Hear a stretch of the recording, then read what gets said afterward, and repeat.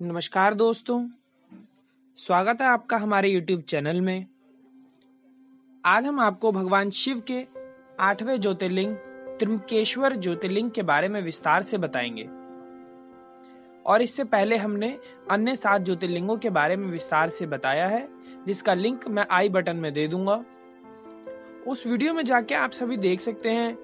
इसी प्रकार धार्मिक स्थलों की जानकारी के लिए हमारे चैनल को सब्सक्राइब कर लें और नोटिफिकेशन बेल को ऑन कर लें। दोस्तों, त्र्यंबकेश्वरम ज्योतिर्लिंग नासिक के त्र्यंबक नामक स्थान में ब्रह्मगिरी पर्वत पर विराजमान है। एक बार यहाँ अनेक वर्षों तक वर्षा नहीं हुई, तब सूखा पड़ने के कारण यहाँ से सभी मनुष्य और प्राणी पलायन करने लगे। तब इस समस्या का समाधान के लिए महर्षि गौतम जी ने 6 महीने तक वरुण देव का तप कर उन्हें प्रसन्न किया। तब वरुण देव ने उन्हें एक गड्ढा खोदने को कहा। गड्ढा खोदने के पश्चात वरुण देव ने उसमें दिव्य जल प्रदान किया। उस दिव्य जल के कारण वहां फिर से हरियाली आ गई और सभी मनुष्य और प्राणी वापस आ गए। एक बार गौतम ऋषि के पुत्र उस तालाब के समीप जल पीने आए और उनके साथ कुछ अन्य स्त्रियां भी जल भरने आईं। तब उन स्त्रियों और बालकों में पहले जल ग्रहण करने के लिए विवाद होने लगा। तब गौतम ऋषि की पत्नी माता अहिल्या वहां आई और बोली, पहले ये बालक आए थे, इसलिए उन्हें पहले जल ग्रहण करने दिया जाए। तब अन्य ब्राह्मण स्त्रियों को बुरा लगा और वो अपने अपने ब्राह्मण पतियों से जाके ये बात बोली। तब सभी ब्राह्मण ऋषियों ने गौतम ऋषि से बदला लेने का प्रयास किया। सभी ऋषियों ने मिलकर गणेश भगवान की आराधना की और उन्हें प्रसन्न किया। तब गणेश भगवान उनके समीप प्रकट हुए। गणेश जी प्रकट होने पर उन मुनियों ने गौतम ऋषि को अपमानित करने के लिए सहायता मांगी। तब भगवान गणेश जी ने अनुरोध पूर्वक कहा कि ऐसे मुनि के साथ द्वेष रखना उचित नहीं है, जिसने अपने तप से इस प्रदेश में जल की व्यवस्था कराई हो। परंतु मुनियों के हट करने से गणेश जी ने उनके आज्ञा मान ली। साथ ही साथ ये चेतावनी भी दी कि इसका परिणाम उचित नहीं होगा। इसके कुछ दिनों के बाद गणेश जी एक दुर्लभ गाय बनके गौतम ऋषि के धान के खेत में पहुंचे। उस गाय को देख गौतम ऋषि ने जैसे ही धान खिलाया, वैसे ही वह गाय गिर गई और उसकी मृत्यु हो गई।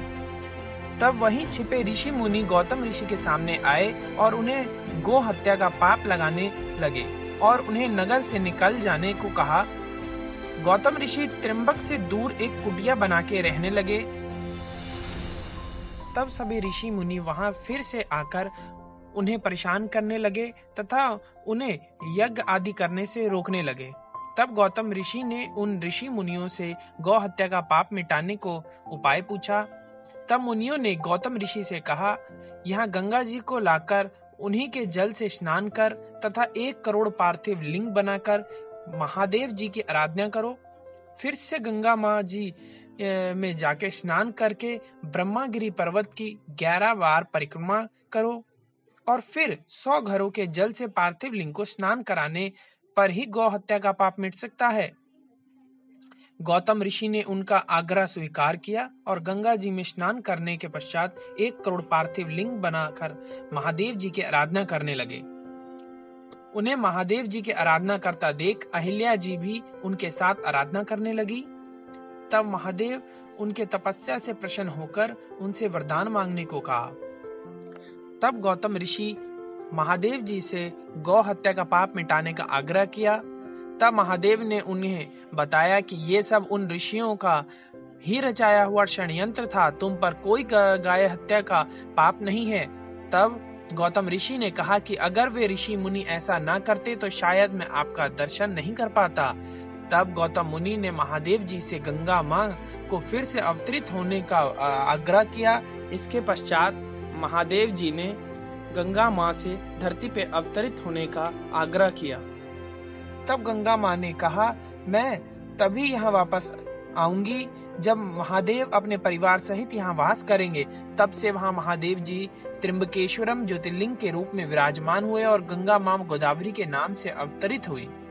आशा करता हूँ कि आप सभी लोगों को त्र्यंबकेश्वरम ज्योतिर्लिंग के बारे में जानकारी अच्छी लगी होगी, इसी तरह के वीडियोस देखने के लिए हमारे चैनल को सब्सक्राइब कर लीजिए और नोटिफिकेशन बेल को ऑन कर लीजिए। धन्यवाद।